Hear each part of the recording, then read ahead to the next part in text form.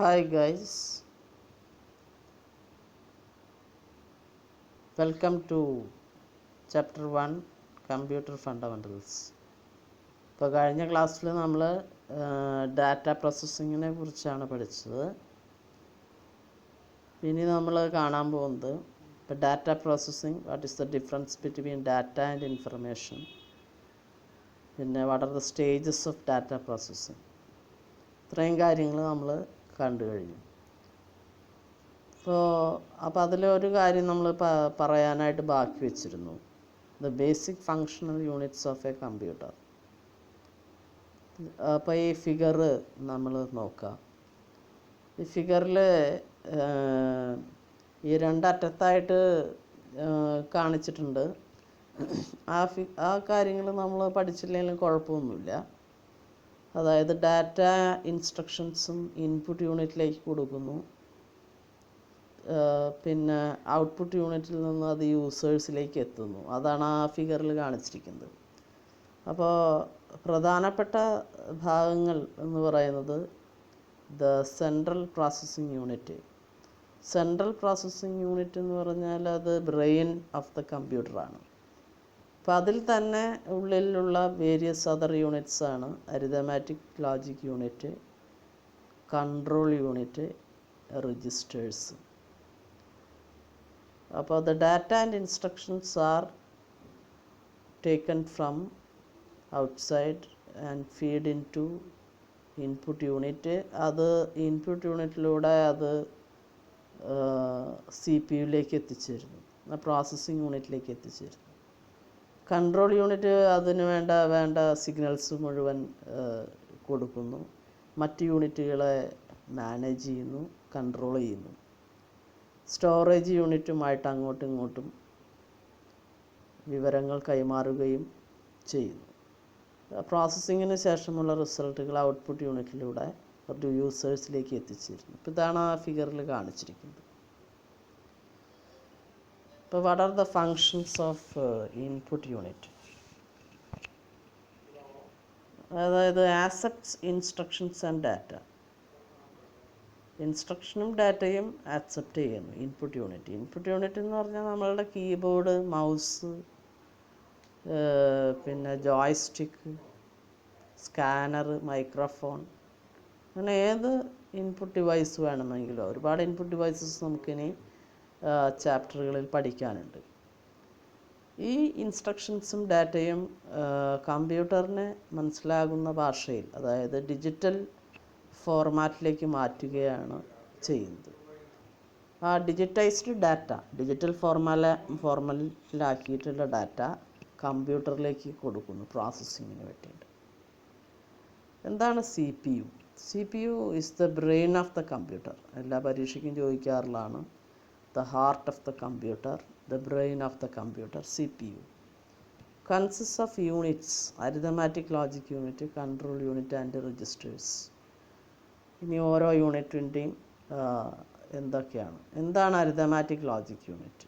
Arithmetic logic unit calculations, comparisons, decision making, intermediate റിസൾട്ടുകൾ store ചെയ്യുക പ്രോസസ്സിങ്ങിന് വേണ്ടിയിട്ട്. ഇത്തരം കാര്യങ്ങൾ ചെയ്യുകയാണ് അരിതമാറ്റിക് ലോജിക് യൂണിറ്റിൻ്റെ ഫങ്ഷൻ. എന്താണ് control unit? It is a central nervous system of the computer. Manages and coordinates all other units of computer. കമ്പ്യൂട്ടറിൻ്റെ വേരിയസ് അതർ യൂണിറ്റ്സിനെ മാനേജ് ചെയ്യുക, കോർഡിനേറ്റ് ചെയ്യുകയും ചെയ്യും. അപ്പോൾ നമ്മൾ ആ ഫിഗറിൽ കണ്ടു, സ്റ്റോറേജ് യൂണിറ്റുമായിട്ട് സിഗ്നൽസ്, നമ്മളുടെ ഓരോ ഇൻസ്ട്രക്ഷൻസും ഈ കൺട്രോൾ യൂണിറ്റ് ഇൻ്റർപ്രിറ്റ് ചെയ്യുകയും അതിന് വേണ്ട സിഗ്നൽസ് പ്രൊഡ്യൂസ് ചെയ്യുകയും ആ സിഗ്നൽസ് മറ്റ് യൂണിറ്റുകളിലേക്കും കൊടുക്കുകയാണ് ചെയ്യുന്നത്. അപ്പോൾ as per the instructions from the stored programme, നമ്മൾ ആദ്യമേ തന്നെ പറഞ്ഞു, കമ്പ്യൂട്ടർ ഒരു സ്റ്റോർഡ് പ്രോഗ്രാമിനെ ബേസ് ചെയ്തിട്ടാണ് വർക്ക് ചെയ്യണത്. ആ സ്റ്റോർഡ് പ്രോഗ്രാം എന്നുള്ള കൺസെപ്റ്റ്, അതായത് data and instructions R stored in memory, ആ ഒരു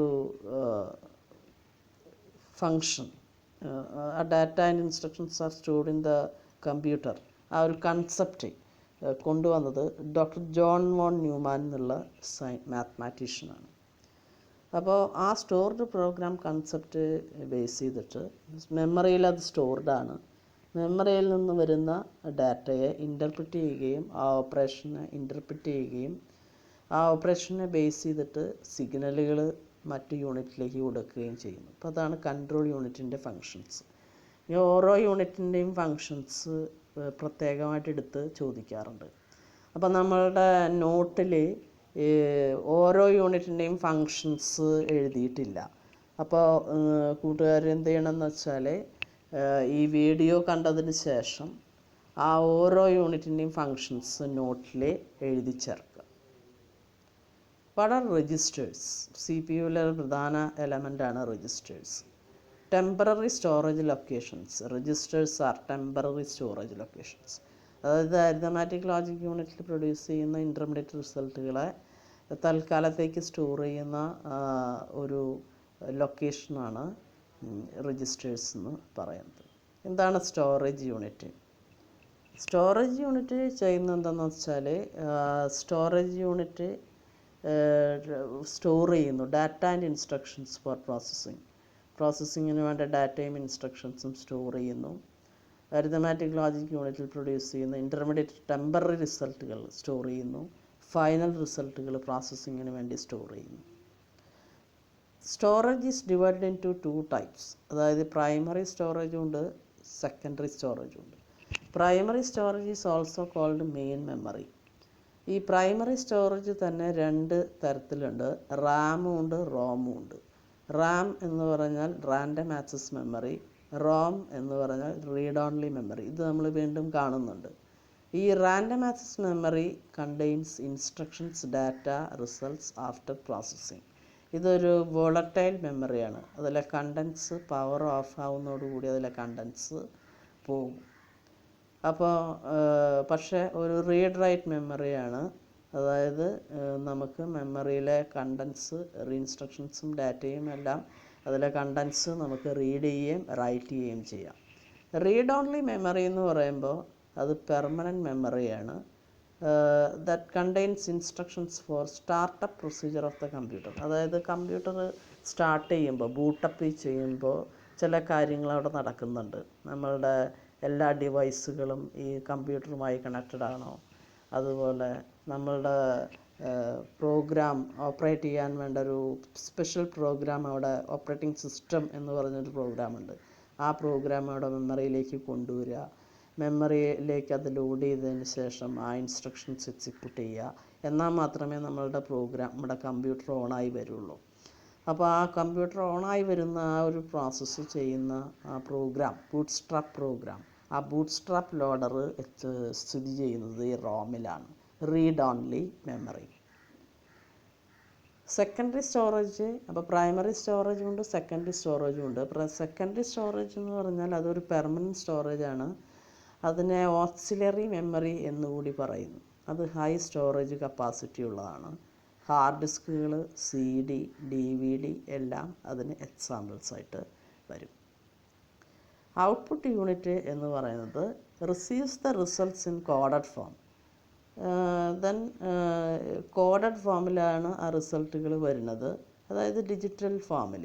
ആ ഡിജിറ്റൽ ഫോമിലുള്ള ഡാറ്റയെ യൂസ്ഫുള്ളായിട്ടുള്ള നമ്മൾക്ക് വായിച്ചാൽ മനസ്സിലാവുന്ന ഹ്യൂമൻ റീഡബിൾ ഫോമിലേക്ക് മാറ്റുക, ആ റിസൾട്ടുകൾ യൂസറിലേക്ക് എത്തിക്കുക.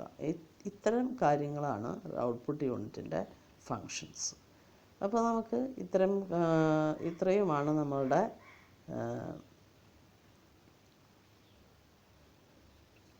ഈ ബേസിക് ഫങ്ഷണൽ യൂണിറ്റ്സിനെ കുറിച്ച് നമുക്ക് പറയാനുള്ളത്. അപ്പോൾ കൂട്ടുകാരെ അത് പ്രത്യേകം മനസ്സിലാക്കുക. എല്ലാ കാര്യങ്ങളും എല്ലാ വീഡിയോസും കാണുക. ഈ ഓരോ ഫങ്ഷൻസിൻ്റെയും